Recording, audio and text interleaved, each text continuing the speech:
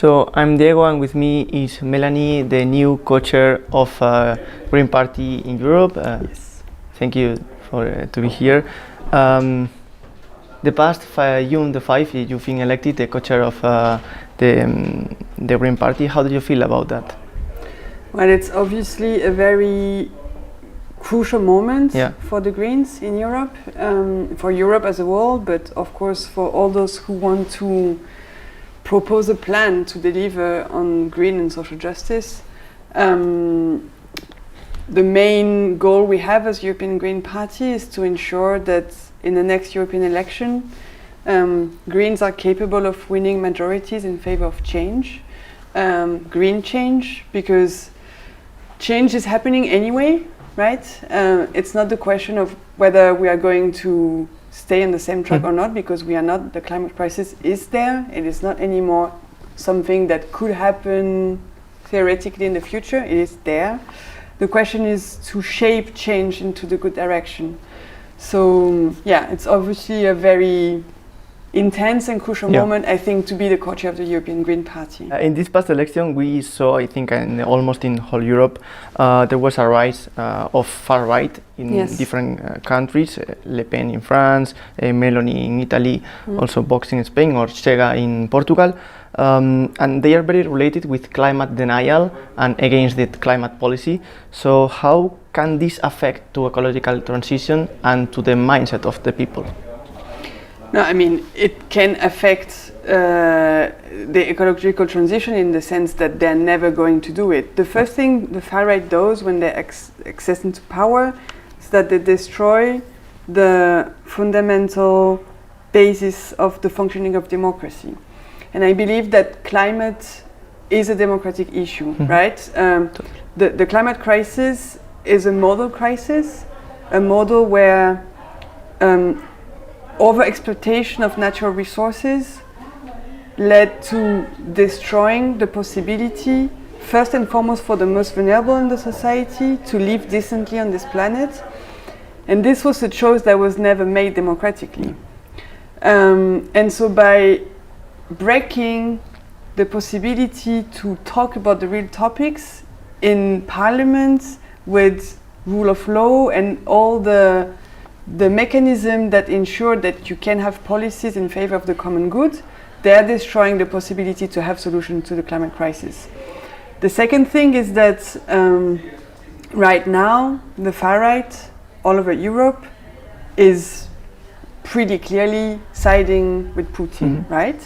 And we have seen that peace and climate security are now exactly the same question. So if we have more government in Europe who fall, they are not only going to destroy fundamental rights in their countries, they're also going to destroy the possibility we have to implement peace at global level. We see now, we have always said it as Greens. 40 years ago, like, people were telling us that we were crazy, but we have always said that renewable energy, it's of course a way to save the climate, but it's also a way to save peace and democracy, because dependency on dictatorship is one of the biggest obstacles to peace right now. And if we have more and more government in Europe who don't want to have a Europe that is independent on an energetical level, I don't know how we can have peace in the world. For sure. Later we will talk about this energy crisis in Europe, but first I want to talk to something really polemic that took place in European Union this year, and is that the European Union gave the green label to gas and nuclear. Is this compatible, possible with the ecological transition? I have a very simple answer to this. No. No, it's not. It's terrible for what it means for our capacity to invest in renewables and in green transition in Europe, but it's also a very damaging political act at global level, because it destroys the credibility of Europe to tell.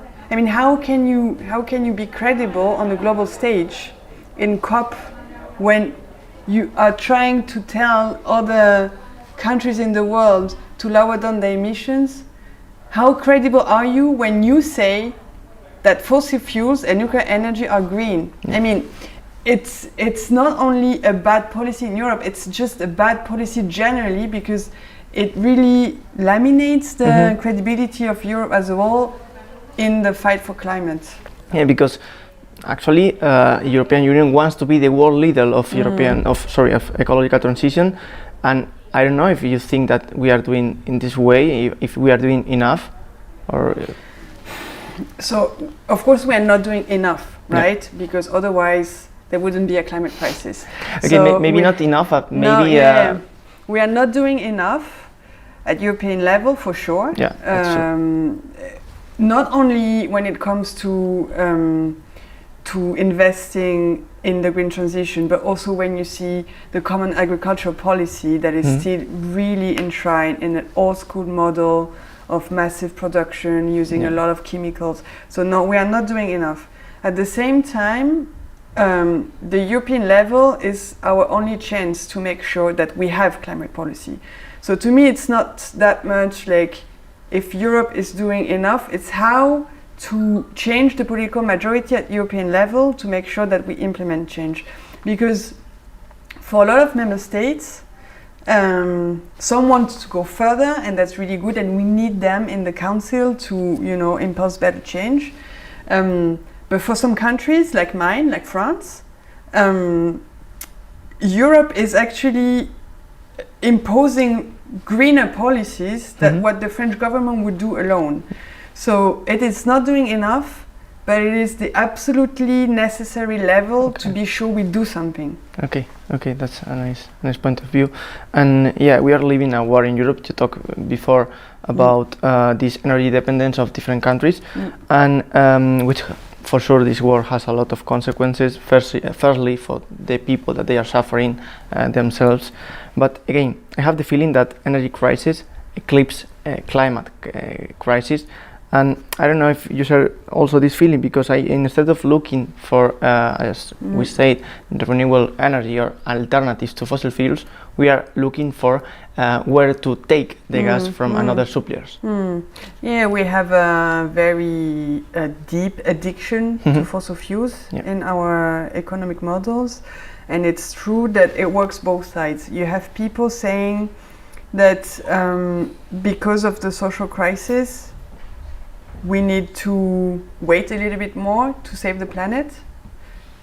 But you also have the other way around. People who say, oh, there is a climate crisis, so we need to do anti-social policies. And I think both have to be fought, and that's also our responsibility as Greens to show that the social impact of the climate crisis need to have we need to deliver some credible and tangible options, because it's absolutely clear that the social crisis and the climate crisis are the crisis of the same model, right? It's not that they are different. Separate, It's the same thing. It's the capitalistic model that exploits fossil fuels, etc., that is responsible for social injustices today. The one who contributes the most to the climate crisis are the one paying the less, and they are the least affected. The one who contributed the least, the poorest people in the society, the most vulnerable, are the one who are paying the most and who are affected the most by the crisis. They are the ones who live in neighborhoods where the air is polluted, who eat food that is not good, who have more cancers, who live in housings that are not isolated enough, and who have to pay bills that they cannot afford anymore. So it is also our responsibility, I think, I say this as a green politician, to give very concrete, tangible answers to show to people that actually the green agenda is the one that is going to save them from the crisis that is the crisis of today, right? Not the crisis of tomorrow, today. Yeah, as you say, I think those crises, they are being part of the same crisis, and as you said, like different this model of consumption, overconsumption, the way that we use the agriculture, the way that we use the nature. So my last question is, if you think that once we forgot the COVID pandemic, if you think that greenwashing and also green capitalism, like maybe the little actions to change something, but change nothing, if you think that those things are going to be the next pandemic during the next years? So that's an interesting question. I think that actually if that was true, it would mean that we have the time to go through another pandemic with greenwashing. I think it's not going to be the next pandemic just because we don't have time. If we do greenwashing, it's dead. Yeah. You know, like we have few years to act. We have few years to put the world in the direction of a livable planet or unlivable planet for humans. It's a very like basic choice. And it's not that we have 10, 20, 30 years, right? We have really few years. So I think it's going to be much worse than the next pandemic. If we do greenwashing, there is nothing after those few years, right? The pandemic it's a crisis. A crisis is something that you can, overcome. Greenwashing today in 2022 will create a crisis that you cannot overcome. Yeah. So it's a little bit different.